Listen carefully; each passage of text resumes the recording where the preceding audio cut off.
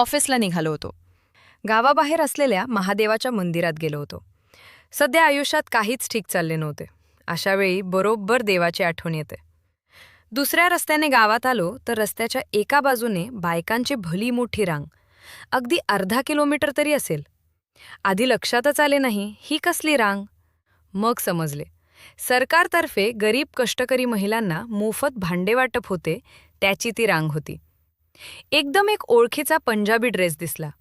पुन्हा वळून पाहिले, पण एवढ्या गर्दीत काही दिसेना.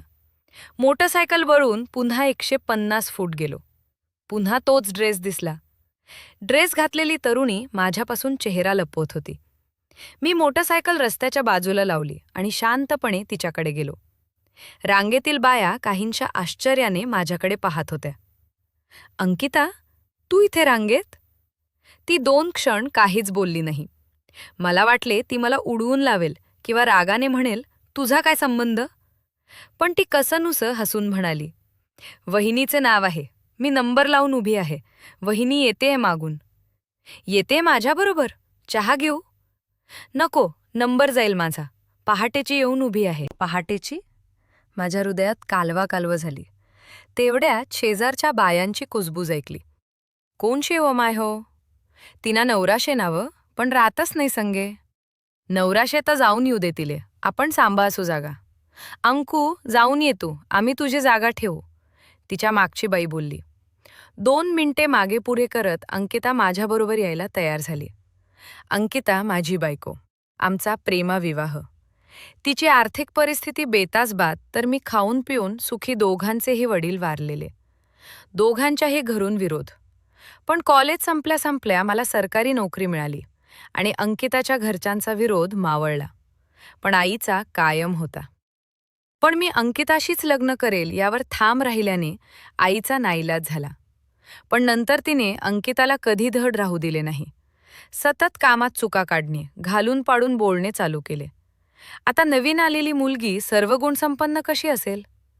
सुरुवातीला सासूला घाबरून राहणारी अंकिता मग उलट उत्तर देऊ लागली.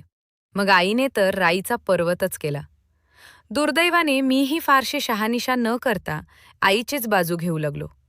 शेवटी कंटाळून अंकिता माहेरी निघून गेली. आई ही आमच्या गावी आता 2 महिन्यापूर्वी गेली.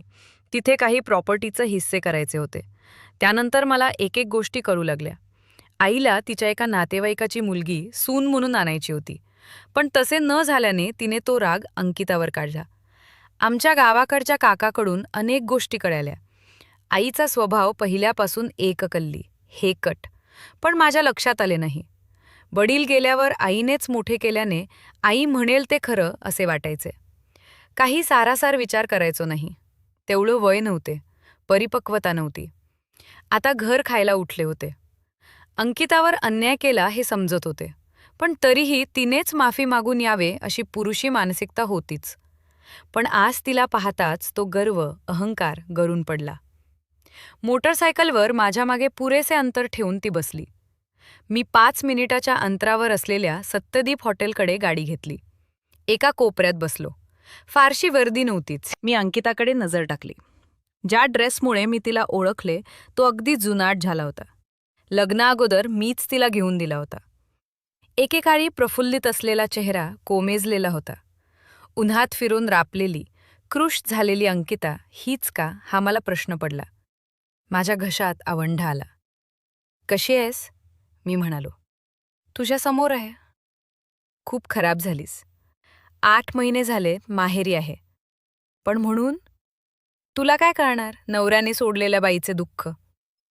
पण तू एवढे ताणून का धरले? ताणून? माझे मामा 2दा जाऊन आले, पण सासूबाईंनी अक्षरशः हाकलून लावले. कसा फोन करणार? मला माहीतच नाही. कमीत कमी मला कॉन्टॅक्ट करायचा. तू तर आमच्याकडचे कोणी दिसलं तर तोंड फिरवून घ्यायचा.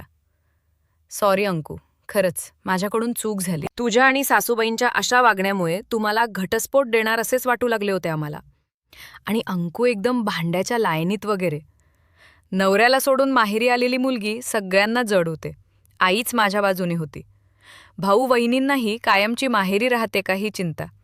त्यात आमच्या गल्लीत तर सगळेच लोक मलाच दोष द्यायचे. माझी परिस्थिती तर.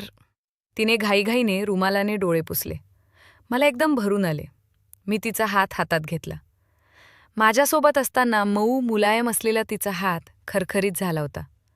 मी तिचा हात धरून म्हणालो, अंकू, येते घरी? कशाला? पुन्हा सासूबाईंकडून हाकलून द्यायला? ती गेलीये गावाकडे. 2-4 महिने येणार नाही अजून. 10 मिनिटे बस. तुझ्या हातून चहा पाच पुन्हा. प्रॉमिस करतो. वेडेवाकडे काहीच करणार नाही. चल. अंकिता नाही म्हणेल, आडेवेडे घेईल असं वाटले, पण ती लगेच तयार झाली. मी घरी पोचलो. कुलूप उघडून आत गेलो. दरवाजा लावला आणि अंकिताशी काही बोलणार तोच तिने मला घट्ट मिठी मारली आणि रडू लागली. बऱ्याच वेळ ती रडत होती. मी तिच्या पाठीवरून हात फिरवीत तिला शांत करत होतो. रडण्याचा जोर ओसरल्यावर मी तिला सोफावर बसवले. तिला फ्रीजमधून पाण्याची बाटली आणून दिली. माहेरी माझी परिस्थिती विचित्र आहे. आई सांभाळून घेते, पण वहिनी सतत काम सांगत राहते. बोलताही येतं नाही. इथल्यापेक्षा दुप्पट काम. पण काय करणार? परतीचे रस्ते मीच बंद केले. मीच सुरुवातीला भांडून घर सोडून गेले. नाही अंकू, तू घर सोडून गेली नाही. तुला भाग पाडले माझ्या आईने.